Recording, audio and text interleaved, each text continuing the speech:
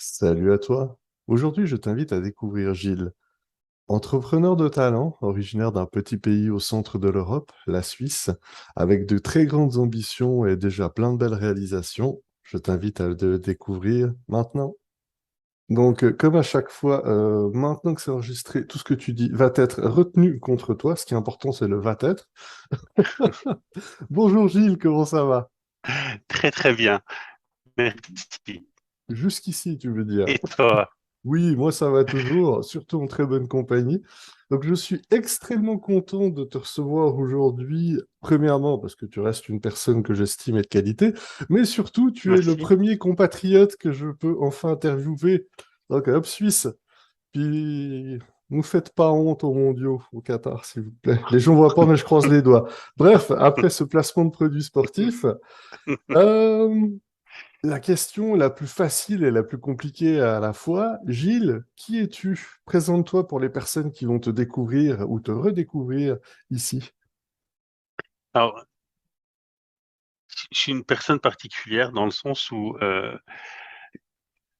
maintenant que j'ai un petit peu vieilli et que j'ai moins 25 ans comme avant, je me rends compte que mon parcours a été toujours teinté par la créativité, c'est-à-dire par le refus de faire les choses comme on l'a toujours fait et par la recherche constante de faire les choses différemment pour le faire mieux, plus facilement, plus rapidement, avec plus de plaisir. Et c'est quelque chose en fait qui est présent partout. C'est-à-dire dans tous les mandats que je fais en tant que conseil, on va toujours chercher à faire les choses un peu différemment. On va toujours chercher à amener de la nouveauté, à amener une nouvelle manière de faire, à bousculer un peu les choses qu'on croyait établies pour essayer de faire les choses différemment. Tout ça parce qu'il n'y a pas de raison qu'on continue de faire des choses qui sont pas les plus efficaces au monde. Donc je pense que ça, c'est une des clés de lecture que j'avais certainement pas il y a 15 ans, mais qui devient très nette maintenant. La deuxième, c'est que je suis avant tout un gros flemmard. Ça veut pas dire que je suis pas un grand travailleur, mais ça veut dire que le boulot de singe, ça m'énerve, et que ce que j'aime, moi, c'est qu'on fasse les choses efficacement et avec le moins d'efforts possible.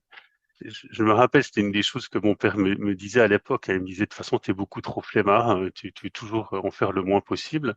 Aujourd'hui, je pense que j'ai su transformer ça en qualité en cherchant toujours le chemin le plus court, quasi maladivement, donc en mettant toujours l'efficacité au cœur des choses.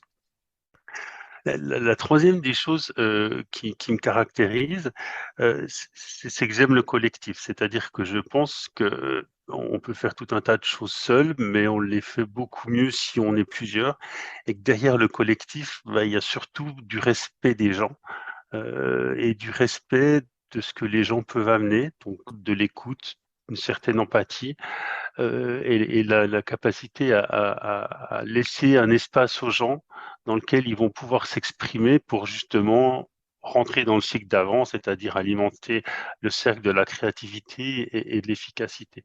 Donc je pense que c'est ces 3 points qui me caractérisent le plus, heu, dans ce qu'on peut citer.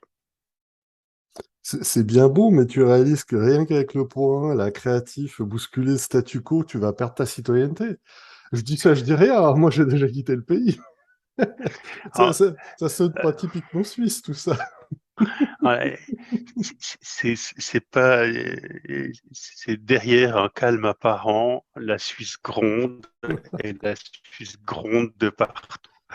Et la Suisse a toujours grondé parce que comment pourrait-on être le pays où les salaires sont les plus élevés, où le coût de la main-d'œuvre est la plus élevée et où la santé économique du pays et le chômage est le plus bas si il n'y avait pas des choses qui grondaient d'une manière peu lisible. Alors, on est peut-être l'inverse que d'autres pays, c'est-à-dire que d'autres cultures vont mettre en avant et faire beaucoup de bruit pour des petites avancées.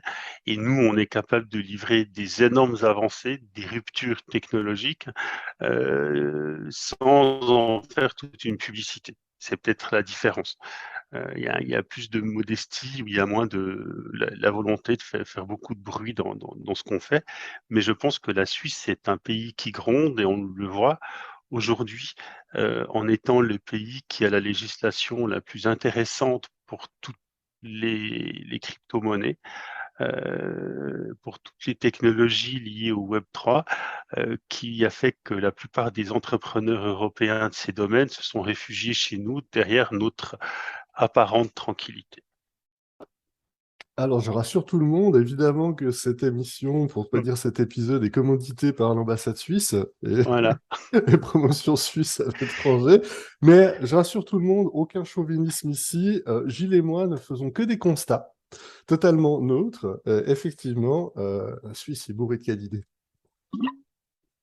Je vais rebondir là-dessus.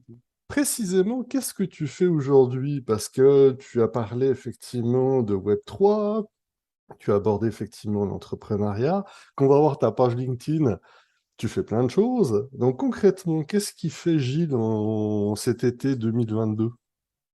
Alors, Gilles, depuis un certain nombre d'années, il se concentre sur deux choses principales qui ont en fait un but commun. J'ai une première partie de ma vie qui était une vie d'employé, c'est-à-dire on est dans une entreprise et on essaye de faire progresser l'entreprise. Et j'ai été toujours actif dans les systèmes d'information, mais de nouveau avec une particularité, c'est que moi j'ai pas une formation d'ingénieur, j'ai une formation d'économiste, et donc j'ai toujours abordé le monde différemment que tous mes petits copains ingénieurs qui voyaient le monde comme un ingénieur, et moi je voyais le monde très différemment. Donc j'ai toujours été dans des milieux où j'étais pas forcément naturellement présent pour justement pouvoir bousculer les choses et amener les choses différemment. Et ces différentes expériences nous ont amené à constater une chose qui est en fait le fondamental d'élément qui drive tout ce que je fais aujourd'hui, qui est de dire qu'en fait les entreprises sont des machines, quelles qu'elles soient, à gâcher les talents des gens.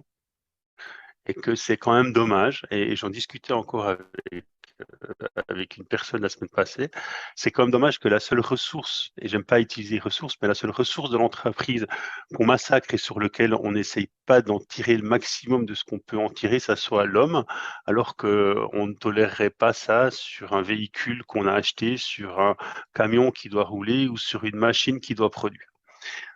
Donc ça, c'est le constat qu'on a eu parce que l'ensemble des systèmes de gestion, d'organisation de l'entreprise était orienté sur la performance économique et n'était surtout pas faite pour permettre aux gens de s'exprimer avec tout leur talent pour qu'ils puissent amener ce qu'ils avaient à amener sur l'entreprise.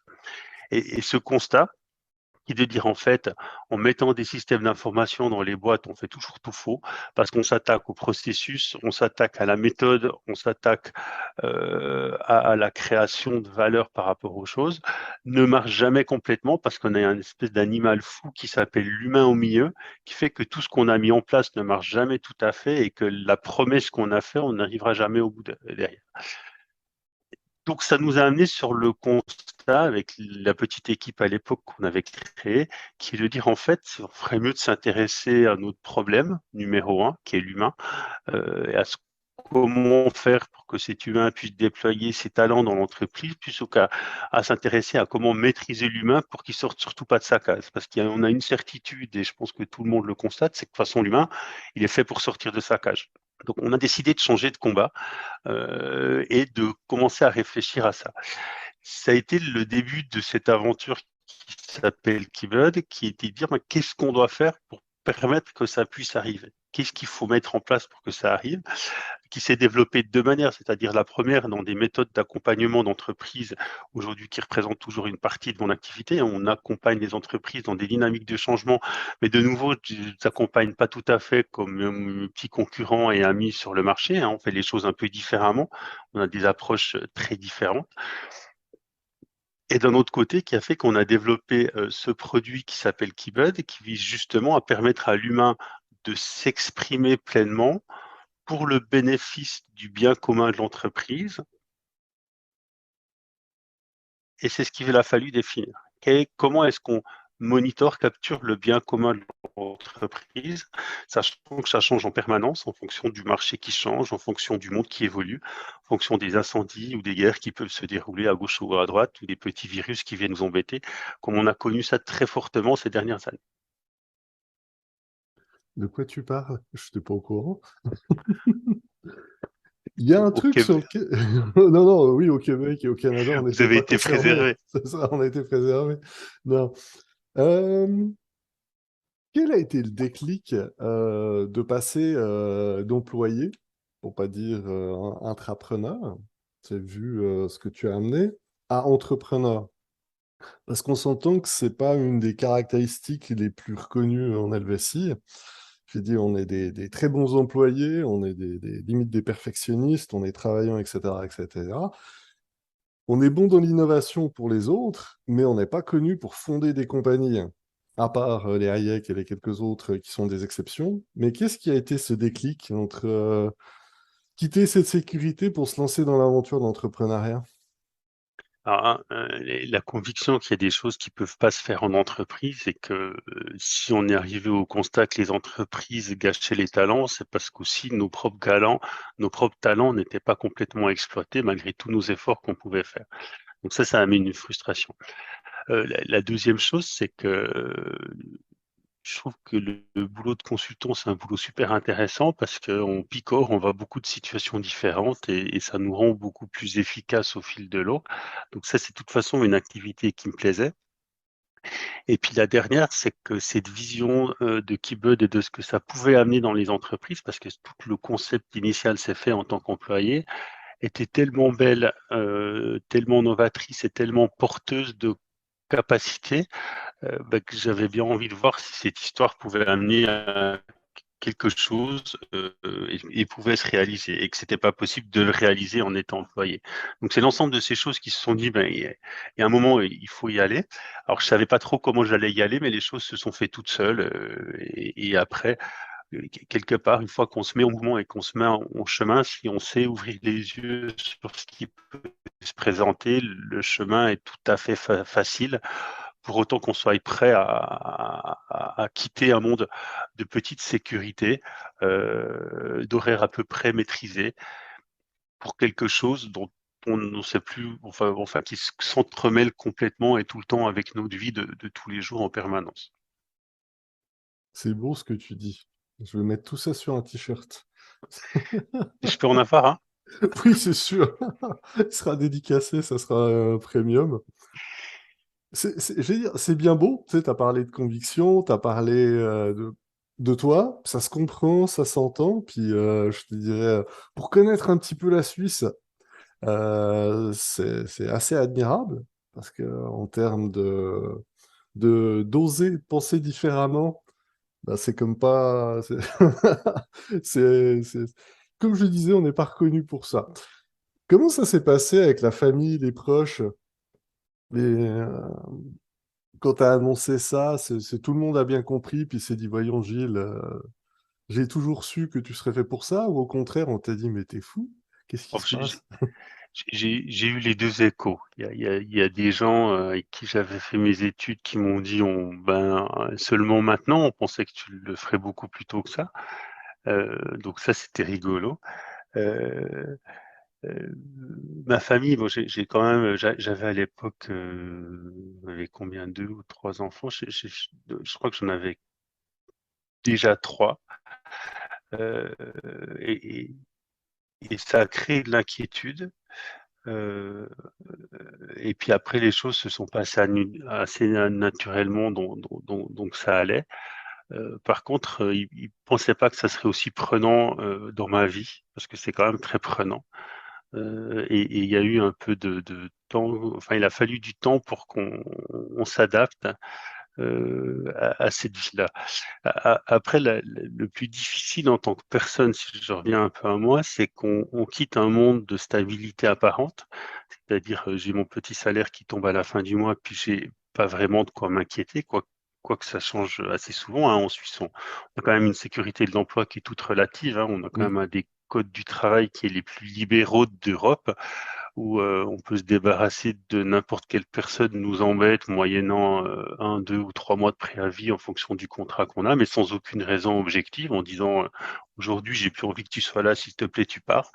Euh, Ce qui ne peut pas arriver en France, ni en Italie, ni en Espagne par exemple. Donc de toute façon on a une sécurité très relative parce que ça arrive beaucoup plus souvent qu'on ne le pense. Euh, Donc l'inquiétude de dire qu'on a perdu une certaine vision, ou une vision qui nous enferme, pour une liberté nouvelle qui nous permette de faire tout un tas de choses avec le risque bah, moi, je voyage pas léger. On a maintenant 4 enfants, donc il fallait continuer de faire que l'argent rentre et qu'il y ait un peu de beurre dans les épinards. Je prends toujours un peu de recul pour retirer l'helvète en moi, puis pour que, évidemment, ça soit un peu plus compréhensible ou plus parlant pour la francophonie qui nous écoute. Souvent, on présente la Suisse avec plein d'avantages, effectivement. Tu sais, on a des hauts salaires, on a un haut taux de la vie. Tu sais, en plus, on a des beaux paysages, cartes postales, etc., etc., etc. Comment ça se passe au niveau du monde de l'entrepreneuriat en Helvétie pour toi? Si tu devais le présenter à des gens qui soit fantasment la Suisse, soit ne connaissent pas du tout. Comment ça se passe? Alors ça a beaucoup changé dans les dernières années, hein. Je pense qu'au moment où la Suisse est gentiment en train d'évoluer vers les structures et la capacité à attirer du capital et à pouvoir développer des startups un peu conséquentes. Aujourd'hui, on a encore quelques problèmes législatifs à résoudre, hein. C'est-à-dire que on n'a pas des conditions cadres qui sont extraordinaires pour ces startups. Et il y a beaucoup de startups qui naissent ici pour aller dans des pays pas loin de chez nous, hein, comme Berlin ou Londres, où les conditions sont nettement plus intéressantes au final quand, on passe de la petite startup à celle qui pourrait devenir une licorne. Ça pourrait changer, mais il y a beaucoup d'aides qui s'est mis en place, auxquelles j'ai pas beaucoup bénéficié, heu, parce qu'elle a ses contraintes et que moi je suis quand même une machine qui aime ma liberté au final. Donc heu, donc il faut rentrer, c'est de nouveau rentrer trop dans des moules. Mais ça va de mieux en mieux. Aujourd'hui, il y a des clusters et il y a des zones où il se passe des choses, il y a de l'intérêt pour les startups. Ce qui manque encore beaucoup, c'est tout ce qu'on appelle le seed capital. Bon, ce qu'on va pouvoir trouver assez facilement aux États-Unis ou dans d'autres pays plus avancés que nous dans ces domaines-là est très difficile en Suisse. En Suisse, bah, c'est le problème de la Suisse, hein. Tu as une idée, elle est bien, bah, il faut que tu fasses le produit parce que si tu as pas fait le produit, on ne sait pas si ça peut marcher parce qu'on est des pragmatiques, donc on va pas croire une promesse, on va tester un produit. Puis une fois que tu as testé le produit, ben, tu as un cycle de décision qui est très lent. Heu, donc ces choses vont assez lentement et c'est là-dessus que je pense qu'il y a beaucoup d'entrepreneurs qui se cassent la figure, et on est encore dans une zone où on pourrait, tout à fait se casser la figure là. Et on commence à se dire qu'on va certainement être plus facilement prophète dans d'autres pays que le nôtre avant d'y revenir. Mais la principale difficulté, elle est là. Après, sur ce qui anime quand même, et ce qui me permet de nourrir ma famille, c'est le conseil et par contre, paradoxalement, le conseil, quand on a quelques différences par rapport à ses concurrents, bah, c'est un pays qui est facile pour faire du conseil. En tout cas, pour moi et de mon point de vue, les gens qui ont des compétences et qui agissent avec pragmatisme et réalisme, peuvent tout à fait développer une activité de conseil assez facilement, et une activité de conseil qui s'auto-nourrit parce que le monde est petit, donc les gens qui ont des compétences sont assez vite reconnus. Donc passer la phase de démarrage et les 2-3 premiers clients, c'est assez facile de continuer enfin, en tout cas pour moi, ça a été assez facile de continuer dans cette voie-là. Par contre, pour développer un produit, c'est plus compliqué. Pour les personnes qui nous écoutent, Gilles est considéré comme un rebelle en Suisse. Gardez cette idée en tête quand vous l'écoutez. Et j'abonde dans ce sens, j'abonde dans ce sens-là. Non, mais il faut dire les vraies affaires. C'est pour ça que c'est très intéressant. Puis que j'ai un sourire jusqu'aux oreilles. Parce que tout ce que tu me dis résonne en moi, mais beaucoup trop. Tu as parlé précédemment du Web3, puis justement de cette, des opportunités, des avantages qu'il y avait. Quelle est ta relation avec le Web3?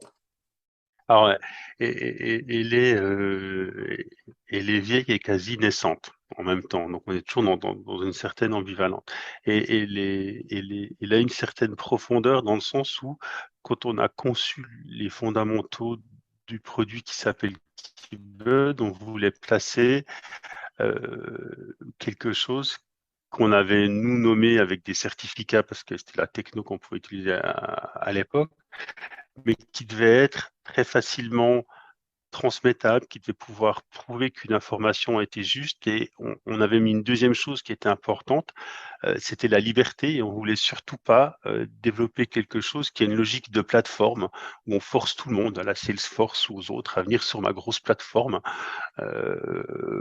dans cette logique-là. Donc, déjà dans ces fondamentaux, on avait ces graines qui étaient posées.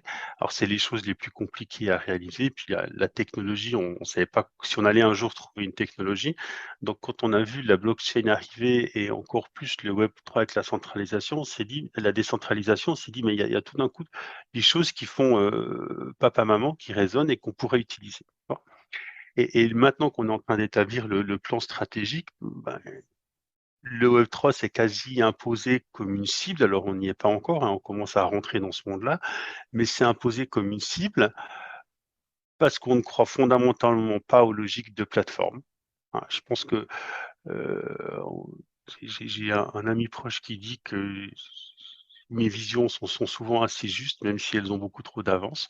Mais je pense que les plateformes vont tomber les unes derrière les autres, hein, rien que par le fait que les pirates seront toujours meilleurs que les meilleurs security officers et que c'est facile de capturer beaucoup de données sur une grosse plateforme qu'on a beaucoup et que les sociétés commencent à comprendre avec les problèmes géopolitiques que c'est pas très sain de tout mettre sur une plateforme qui est sur une législation qui n'est pas la sienne, parce que tôt ou tard, ils vont le payer. Alors, ce qui est très intéressant, c'est que les banques commencent à le comprendre en Suisse, hein, et on commence à entendre. J'ai des prospects dans les banques qui m'indiquent clairement, si on peut éviter les plateformes américaines, on va que mieux se porter. Donc, je pense que la logique de plateforme arrive gentiment à une fin et qu'il va falloir faire quelque chose d'autre derrière. Par contre, on ne peut plus avoir comme on avait avant les plateformes, c'est-à-dire j'ai mon SAP chez moi, tu as ton SAP chez toi, puis il n'y a rien qui communique. C'est très compliqué de faire communiquer. On va devoir développer quelque chose d'hybride au milieu de tout ça. Donc avoir des solutions qui peuvent être décentralisées, mais capables de communiquer entre elles, un peu comme un organisme le ferait. Et c'est exactement ce qu'on avait posé comme concept au départ, et c'est pour ça qu'on s'oriente dans l'intégration de cette dynamique et de cette technologie, parce que c'est ce qui va faire que demain, on va pouvoir avancer beaucoup plus vite et on va être beaucoup plus organique dans un déploiement qu'une grosse plateforme quelque part toujours facile à hacker, dangereuse à maintenir, et qui a des complexités de ressources à mettre en place qui sont énormes. Et dans un monde où on va vivre des coupures d'électricité, tout un tas de choses joyeuses, ça va être encore plus difficile à maintenir cette histoire.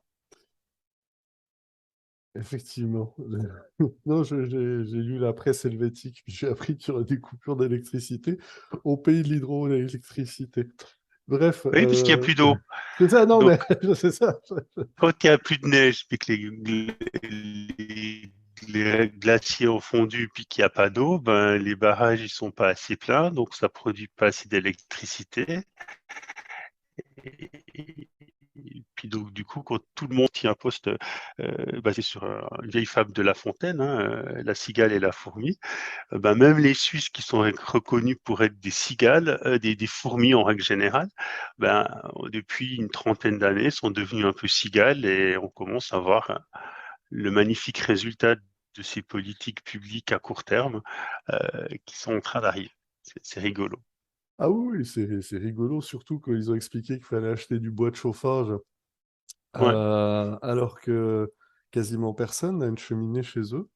C'est quasiment tout le monde vit au mazout. Donc, il faudra qu'on m'explique quelle est l'idée derrière. On va faire, on va faire comme aux États-Unis, on va trouver un chaudron, on va mettre les bûches dedans, puis on va tous être dehors. Bref, je suis solidaire avec vous. Bon, à 5000 km, mais je reste solidaire. Merci. Tu sais, le soutien inutile, mais je pense à vous. Ah, je ris, mais pour vrai, je ris jaune, parce que pour moi, ça a été un choc et ça a été une surprise, parce qu'effectivement, tu sais, quand on parle de planification, qu'on parle effectivement du côté cigale, puis qu'on pense justement à ces couches d'administration qui fait qu'au moins chaque couche se pose au moins 10 fois une question avant de faire quoi. puis se dire qu'on en arrive à ce stade-là. Et pourtant, on n'est pas en 2050, on est en 2022. Puis on rappelle quand même qu'il fait, je dirais, je dis fait fête, je passe trop de temps au Québec, moi. Il fait froid, tu sais, en Suisse. Je vais le rappeler, ça reste un beau pays, mais de montagne, etc. Ça va être un challenge. Mais bon, on aime les défis. Au pire, on fera plus de marches, plus de hiking et autres. Pour se réchauffer. Oui, tu sais, on va tous devenir sportifs et sportives. T'as amené plein de bons points, puis on reconnaît l'analytique en toi, on peut percevoir le rebelle en toi. Beaucoup t'a rappelé que tu n'aimais pas,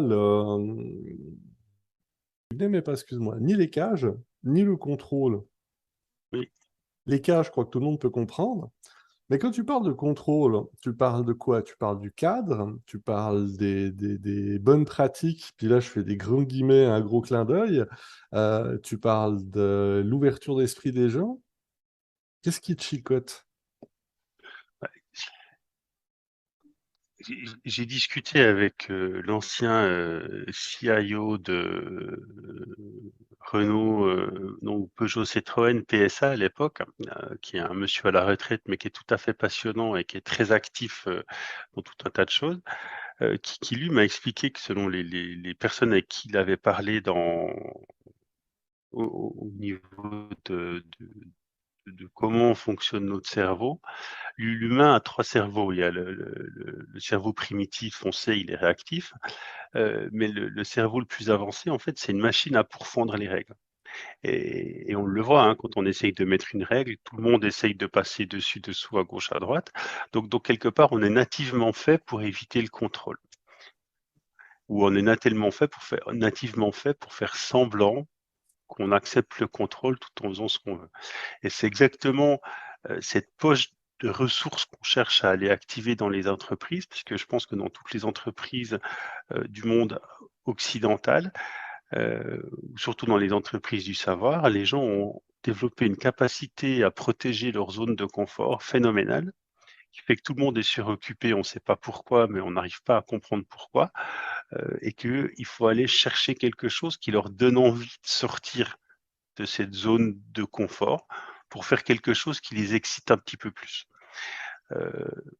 Mais donc le contrôle, il existe pour à peu près personne. Après, on est quand même dans un domaine où, au niveau du contrôle technologique, il se passe des choses qui sont pas des plus sereines, hein. Je veux dire, on a des datas sur tout le monde existe d'une manière beaucoup plus claire dans des databases que dans la vie réelle. Donc est-ce que les gens vont finir par se rebeller ou vont continuer d'accepter de donner autant de données sans rien en échange? On ne le sait pas. Mais aujourd'hui, la vision de Klaus Schwab, qui est de maîtriser tout le monde, est en train de se mettre en œuvre d'une certaine manière, heu, à toute vitesse. Et pour ceux qui connaissent un tout petit peu la Suisse, le dernier petit élément, il y a des grosses fêtes en Suisse, hein, des carnavals locaux à Neuchâtel. Il y a ce qu'on appelle la fête des vendanges, Oui. qui est l'endroit qui réunit plusieurs de centaines de milliers de personnes pour boire un vin tout à fait fade, mais en grande quantité, dans la plus grande joyeuseté. La nouveauté de cette année, après 2 ans où il n'y a pas eu à cause du Covid, c'est de faire que toute dépense ne peut être faite qu'avec un bracelet qui contient une puce RFID qu'on est obligé de charger et sur lequel on doit activer en donnant son nom, prénom. Donc quelque part, et tout le monde va acheter ça. Donc on pourra avoir la fête des vendanges aura des statistiques sur qui a dépensé combien, dans quel temps, pourquoi, et en achetant quoi, ce qui est quasi effrayant. Moi, on est au summum de la traçabilité, mais tout le monde trouve ça. Ce qui me choque, c'est que tout le monde trouve ça normal. Quand il y a juste moi et un ami où on s'étonne. Alors on va acheter notre bracelet comme tout le monde pour aller boire quelques verres comme tout le monde, mais c'est sûr que ça devient particulier. Non, mais tu amènes énormément de points extrêmement intéressants, effectivement, sur la data. Moi, je compare ça souvent à la Stasi, à la police est-allemande, qui faisait des fiches sur tout le monde. Enfin, on parlera pas des histoires des fiches pour la Suisse, mais tu sais, qui collecte des datas sur tout le monde. Mais l'avantage, à l'époque de la Stasi, c'est qu'il y avait des humains pour traiter ces données. Donc, Mmh. tout le monde était fiché, mais pour savoir qui faisait quoi, personne ne savait. On a connu la période échelon avec les super ordinateurs, puis on a vu ce que ça a donné. Mais je trouve qu'on vit une époque formidable. À date, c'est les compagnies privées qui savent exactement les tendances, enfin, tout ce qui est... bah oui, tout ce qui est prédictif Exactement. et autres, mais non, c'est cool. Puis je comprends bien que eux seront pas... Enfin non, je vais présenter ça comme ça. N'hésitez pas à prendre contact avec Gilles si vous voulez savoir comment proposer un meilleur vin pour votre carnaval. Ça sera un meilleur produit d'appel.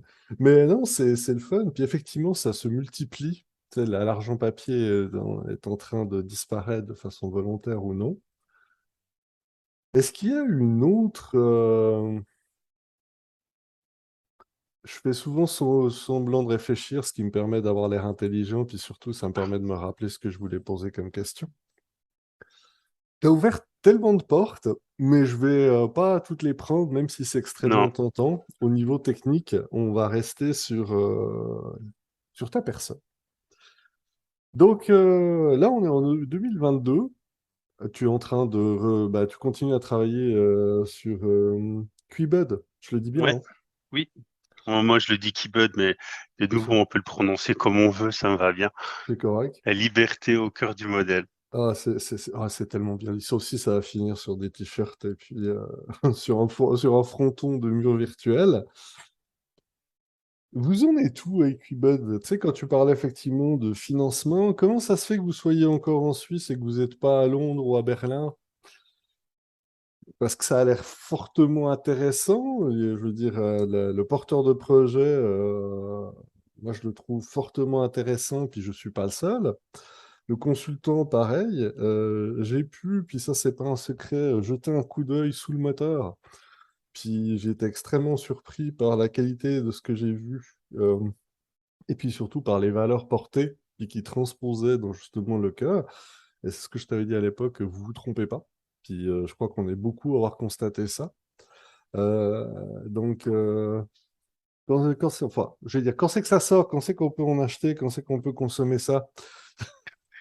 Alors, aujourd'hui, le produit, il a différentes phases dans sa croissance et surtout dans nos stratégies. Aujourd'hui, on a un produit qui est utilisable dans les entreprises, qui est la première étape et qui permet, où tout a été mis en œuvre pour que chaque personne puisse exploiter, proposer, amener tous ses talents dans l'entreprise et on a été déverrouiller tout un tas de petites choses qui bloquaient euh, pour que ça soit possible. Donc cette solution est utilisée par des sociétés qui sont assez importantes en Suisse, hein. On peut en citer deux, qui est Bulgari Watch, donc qui fait partie du groupe LVMH, donc c'est une magnifique marque de montres qui utilise ça. Il y a l'hôpital de Bienne aussi qui commence à piloter sa stratégie et sa gestion des risques avec ça. Donc on a un moteur qui commence à être puissant et on a un nombre de leads assez incroyable. Après, on est en Suisse. C'est vrai qu'on a été freiné par le Covid parce que c'est difficile d'aller vendre une solution innovante quand on peut même pas aller voir les gens, hein. Oui. Donc il y avait plus de décisions qui se prennent dans les entreprises. Depuis que les portes ont réouvert, on a été voir tout un tas de clients. On a un certain nombre de leads, des leads très chaudes, des gens qui ont envie, mais on est en Suisse et en Suisse, ça prend du temps. Oui. Un Suisse ne se décide pas comme un anglo-saxon sur let's try it, let's give it a run, let's see. Ah, il faut être sûr que tout va bien, que ça ira, que ça va pas déranger tout le monde. On le fait voir à 5 personnes, etc. Donc on a un très fort intérêt, beaucoup de surprises parce que on a quand même bousculé pas mal de choses, hein. C'est peut-être l'intérêt premier de Keybird, c'est qu'on l'a pas conçu comme une nouvelle solution qui ressemble à une autre. On a tout cassé pour tout faire différemment, avec une démarche anthropologique assez poussée et la capacité de se dire il faut vraiment qu'on fasse les choses comme on pense qu'elles doivent être faites, puis pas comme plein de choses plein d'autres produits l'ont fait. Donc ça fait beaucoup d'innovation. Quand les gens voient, ils voient une espèce de vaisseau spatial. Ils disent que ce vaisseau spatial pourrait tout à fait voler, mais bon, ils sont encore au vélo. Donc ça fait quand même un peu un choc, hein. Euh, donc c'est un peu l'état. Aujourd'hui, on est peut-être sur une logique très bootstrapping et très suisse, c'est-à-dire qu'on voulait être sûr que le produit est bien, est utile, est utilisable. Donc avec nos premiers clients, on a amélioré fortement le produit, l'usabilité, la valeur que ça génère. Donc on a un produit qui maintenant est très très puissant sur le marché, quelque part, hein. On a un peu la Tesla de la collaboration, c'est-à-dire que quand les gens le regardent, ils ont l'impression de voir un Asana ou un Notion ou un produit comme ça. Puis quand on est à l'intérieur de la voiture, on se rend compte que c'est pas du tout la même chose, puis qu'on est dans un vaisseau spatial qui va pouvoir nous amener beaucoup plus loin et qui a été chercher des choses que les autres n'ont pas été chercher. Et puis actuellement, on se réjouit d'avoir un ou deux clients qui, on espère, vont signer pour continuer l'histoire ici, mais on se rend compte qu'il faut qu'on le propose à des gens qui sont un peu plus risk-taking qu'en Suisse, parce qu'en Suisse, on n'est pas quand même dans le pays où les gens prennent des risques. Donc, on a une stratégie de développement qui est basée sur des marchés dans lesquels on va être à l'aise. Donc, on est en train d'ouvrir un marché surprenant parce qu'on a une personne qui croit beaucoup à notre approche, qui est un franco-africain, un suisseau-africain, donc qui est beaucoup en Afrique, et donc on est en train d'ouvrir des nouvelles leads en Afrique. Hein, là, c'est la recherche quelque part, le souci en Suisse, c'est que les gens sont tellement gavés de technologie que quand on arrive avec une technologie, il faut déjà qu'ils se désintoxiquent des mauvaises technologies qu'ils ont pour en prendre une bonne. Donc, c'est aussi quelque chose qui nous ralentit. En Afrique, ils en ont pas. Donc, quelque part, on l'a vu, hein, ils ont sauté plein d'étapes intéressantes. Ils sont passés de pas de téléphone au téléphone mobile, Oui. hein, et ils ont fait des choses incroyables sur des low-tech mobiles qu'on n'aurait jamais pu imaginer ici tellement, et on a besoin de high-tech pour être content. Donc, on est en train de tester cette voie en disant, c'est plus sympa de pouvoir se déployer dans un terrain où il n'y a pas grand-chose et quelque part, ils verront même pas que c'est un vaisseau spatial parce qu'ils sont pas encore sur un vélo. Euh, donc ça, c'est une des pistes qu'on ouvre.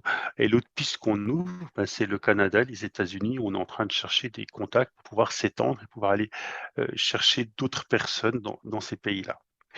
Ça, c'est pour l'aspect démarche de marché. On a bien sûr en recherche d'investisseurs, donc on est en train de finaliser notre business plan qui va nous permettre de lever de l'argent et de changer de niveau.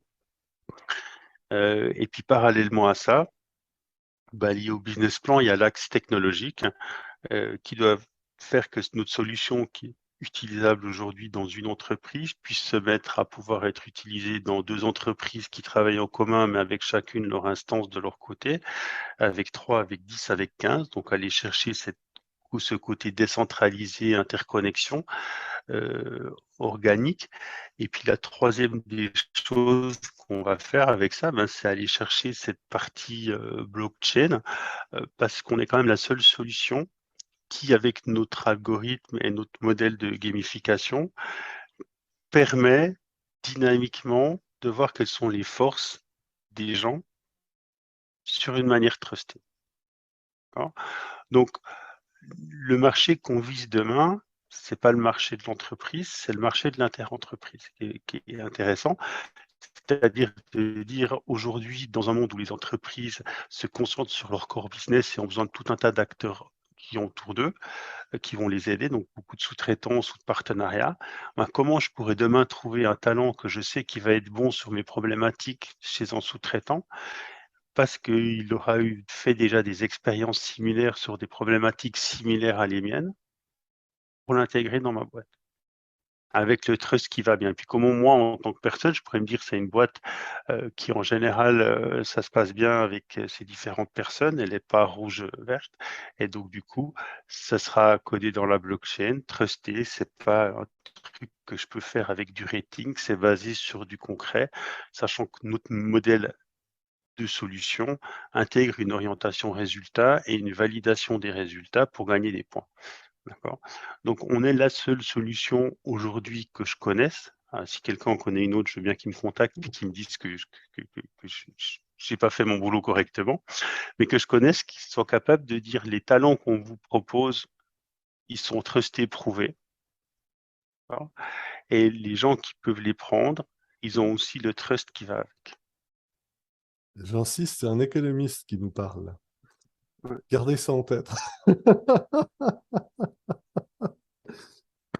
La transition est toute faite. J'ai un segment qui s'appelle l'instant passion, parce que la passion, c'est bien, mais Oui, il faut payer ses factures. Donc là, j'ai le goût de contacter Gilles. Je veux en savoir plus. Par quel canal je passe? Comment je fais pour te contacter?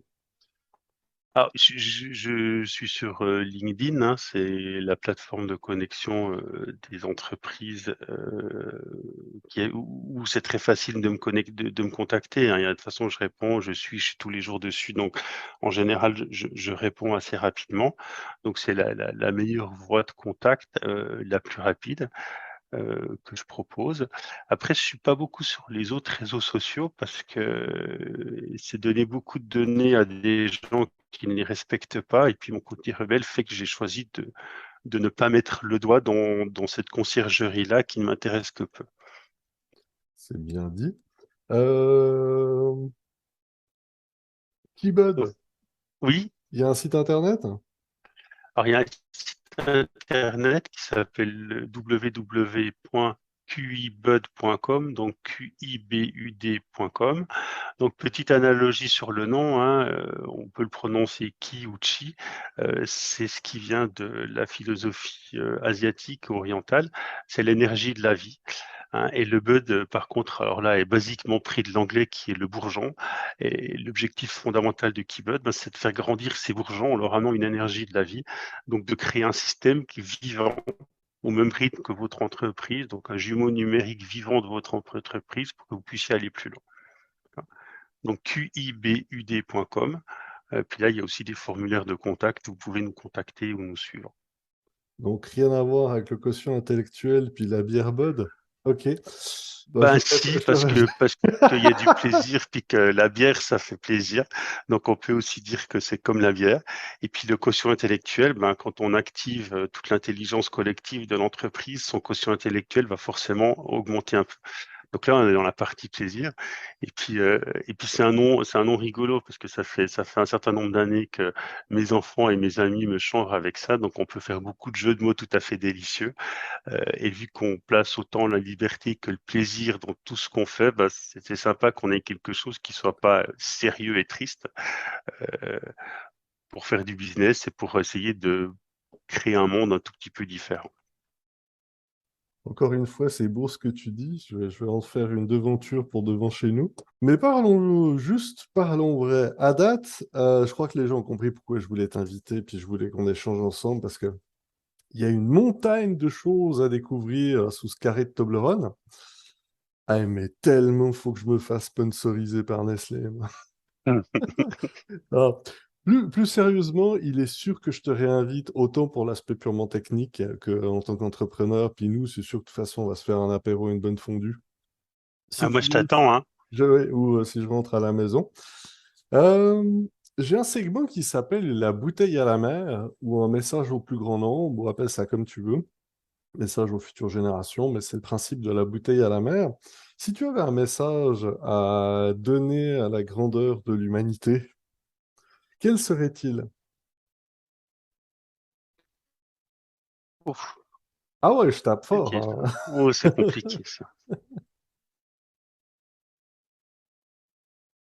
On, on- on- on vit déjà, parce qu'avant, il y a quelques années, on disait on va, ça va arriver. Aujourd'hui, on y est. On vit un monde où les chambardements, où la transformation de l'ensemble de ce qu'on va vivre va être phénoménale, elle l'est déjà, hein.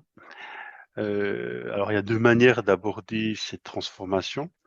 La première, bah, c'est de s'écrouler, de s'enfoncer dans son trou, de pleurer et puis de se dire que bah, on est foutu, puis d'attendre que la mort survienne dans un état de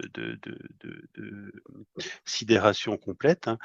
Et puis une autre manière, c'est de se dire que de toute façon, la vie est magiquement faite pour survivre à tout ce qu'elle peut prendre sur la figure, donc de croire ça, et puis de se dire que de nouveau on retombe sur Darwin un petit peu, hein, c'est de dire que il faut simplement prendre les choses comme elles viennent, s'adapter, et se dire que ceux qui s'adaptent le plus vite sont ceux qui vont simplement vivre le plus longtemps et vivre avec certainement le plus de bonheur possible.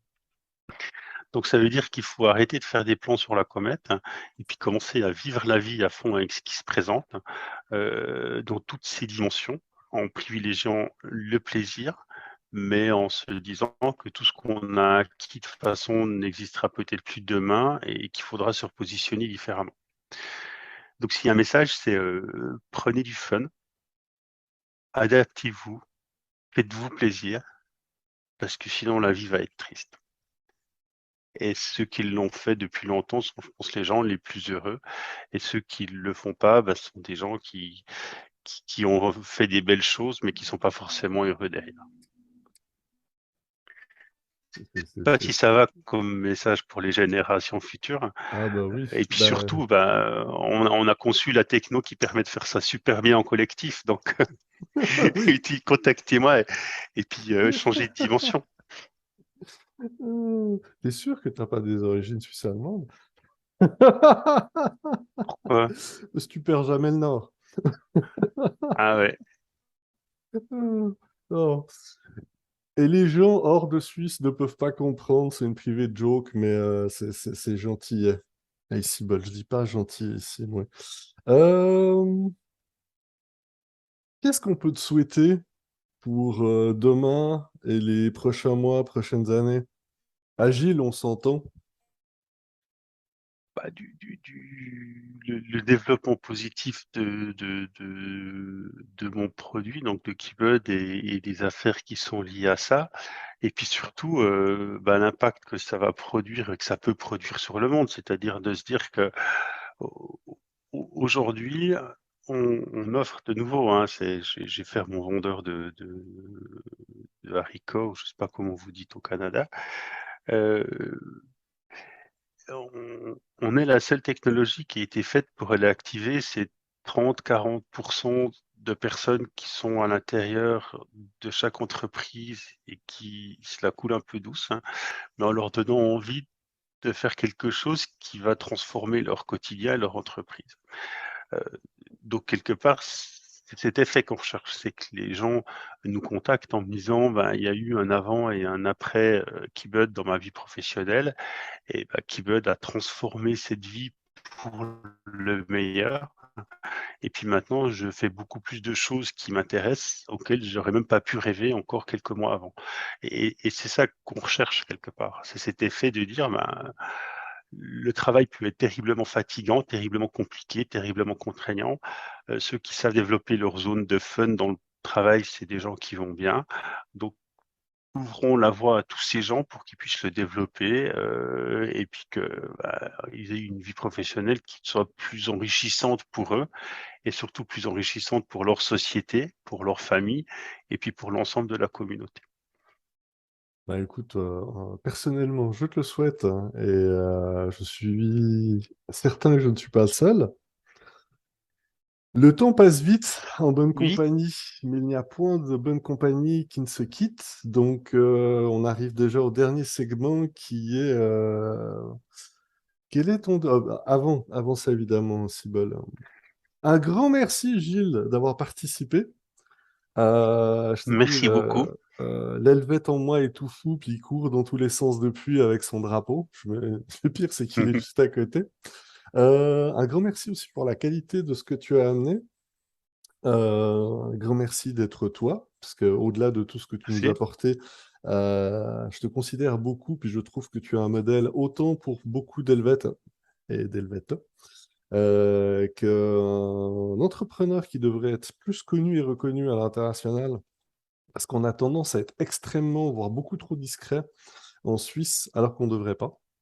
Donc, autant directement briser le statu quo. Et au-delà des remerciements, je te laisserai le mot de la fin. Et c'est à toi, Gilles. C'est toujours le mot le plus dur, le mot de la fin. C'est quelque part, tout ce que j'ai fait, il y a une part d'utopie, de rêve, donc j'aurais tendance à dire, croyez en vos rêves, croyez en votre utopie. Non seulement ça vous fera du bien, mais le monde en a besoin. Euh, allez-y. Et voilà, c'est déjà fini. Un grand merci à toi et à bientôt. Bye bye.